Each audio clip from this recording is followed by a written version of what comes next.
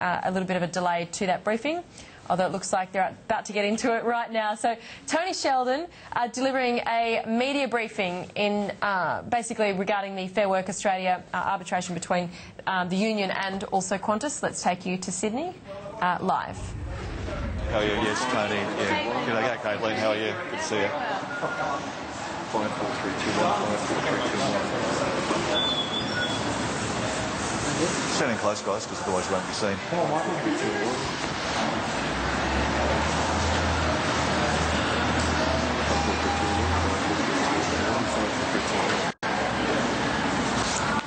Do you want to stand somewhere? So we're just waiting for that to get underway, obviously, but the arbitration hearing between TW and Qantas is a test case on the future of Australian employment. This is what the unions will be arguing. Let's take you now live. The Transport Workers Union. Today there is a hearing for Qantas, and this hearing is about the rights and wrongs of Qantas shutting down its airline just so it can outsource jobs within Australia and overseas at hundreds of dollars a week less. This case has two very important aspects to it, and the most critical one is the job security and maintenance of a decent airline within this country. Qantas is the Australian icon, and this is a question about whether Qantas will be gutted and turned around and no longer be the efficient, high-priority company that so effectively serviced Australia for so long. Now, Qantas is an airline that has, for over 30 years, made profit year after year, which the workforce is absolutely proud of, but not the 71% wage increase the CEO has given himself, or the decision today for the company to challenge the Australian workforce that they have to take hundreds of dollars a week less or have no job. This is un-Australian. It's not the way that Qantas has been built, and it's not an airline in Australia that's built so effectively and survived so many difficult times in the past. To be profitable every year since its privatisation means this is an airline and a recipe that's worth keeping, not one that's worth destroying the Australian community's wages and conditions. Exactly what proposal does the union have for pay rises for the workers that we're talking about here, the baggage handlers and the freight and catering workers? Well, one thing is very clear, and that is that we are not claiming a 71% wage increase that the CEO did and received last year. We're not claiming to be paid when we don't meet key performance indicators, as the CEO did last year, where he got an extra $2 million. We're not claiming a 50% wage increase that the top executive received in the last 12 months, or the massive increases that the board of directors have. What we've said is that the court can make a decision about job security and appropriate wage rates in this country for a company that's very profitable. What we've said to the courts, and that is that you have the right to make a decision about when a company, a most militant company in this country, stands over the Australian community, whether you be held to account and whether the Australian workforce should have decent paying jobs. But are you claiming 10% per year for 2 years? That's what Qantas said you're claiming? Look, Qantas have said so many figures, all of them which have been a false and a lie. What's quite clear about Qantas's approach to the Australian community? They'll say and do anything to stand over the Australian workforce and the Australian community, including having 90,000 people waylaid around the world just because of our ideological agenda to destroy Australian community wages and conditions. The claim on conditions and outsourcing is that why shouldn't somebody doing the exact same job with the exact same skill working for Qantas receive the same pay? Why should several people doing the same job get different rates of pay? That's inappropriate, it's un-Australian, and it's a way that Qantas wants to drive its ideological agenda to wipe out Australian community conditions. The wage rates and conditions that the union workforce has voted to claim, and the court will make a decision about whether it's 5 and 5% wage increases. But the most critical thing is, and that is that we are claiming job security, and this is a test case for every Australian worker. When a company can turn around and say that it can outsource your job even after it's done an enterprise agreement with you at hundreds of dollars a week less.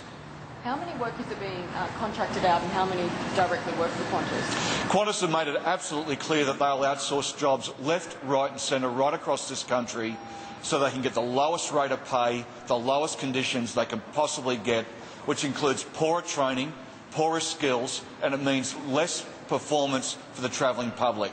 We've seen this cancer within Qantas, particularly in the last 2 years, contrary to agreements that they've reached with their own workforce prior to that.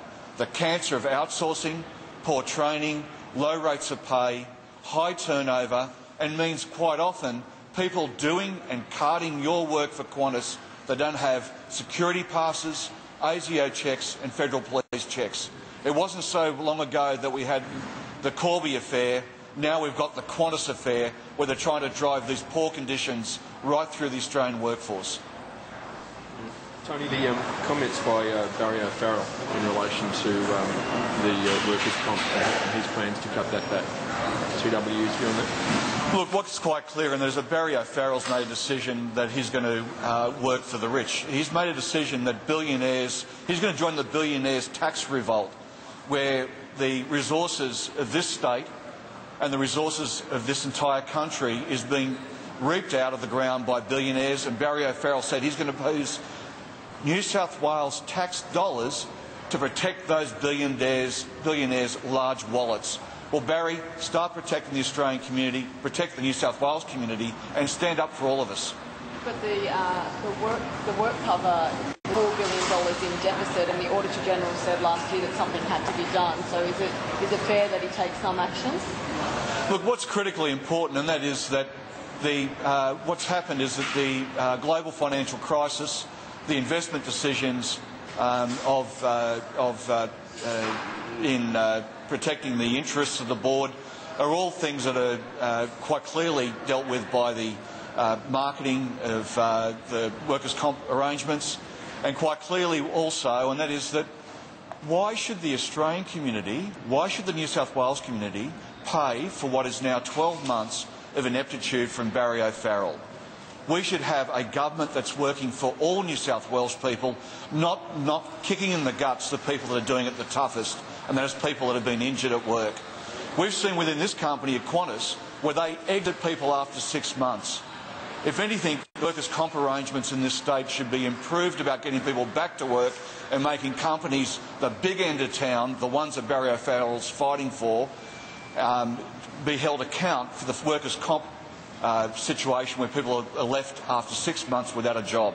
Barry O'Farrell should be revisiting how we actually get this workers' comp investments properly dealt with and start using some smarts of New South Wales rather than just bludgeoning the New South Wales community yet again. The community can turn around and be protected.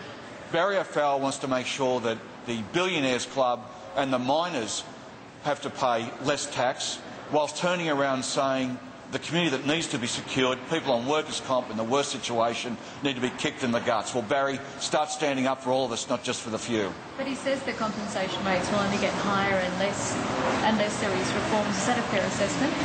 Look, so what is a fair assessment for the New South Wales community? The New South Wales community deserves to have proper workers' compensation arrangements. They deserve to have proper payments and payment systems for when they're in dire need. The payment systems now are barely sufficient to maintain a family, and now we have Barry O'Farrell turning around and kicking the most disadvantaged people in the guts. Well, quite clearly, there's some people in this community that can turn around, and the mining industry is one of them, that can pay more tax. Why shouldn't that tax and the resources of this state be used to protect and look after the entire state, not just the big and powerful? Qantas is going to announce today that it's launching a new budget airline in China. Do you have any comment on that? Well, this is the great fiasco from Qantas. We've got a CEO who's announcing on one hand we're starting up an airline in Singapore, then it moves to Malaysia, then it moves back to Singapore, now it's moved to China, and we're finding Qantas subsidising these Jetstar Asia expansions for several different Jetstar operations. And who's paying for it? The Australian community that fly Qantas and the Australian community that maintains Qantas with the hard work they've done that's made us so profitable over the years. I say this to Alan Joyce: stop sweating the airline and start getting back to business and having a decent Qantas that provides for the Australian community and its Australian workforce, not just for your pay packet.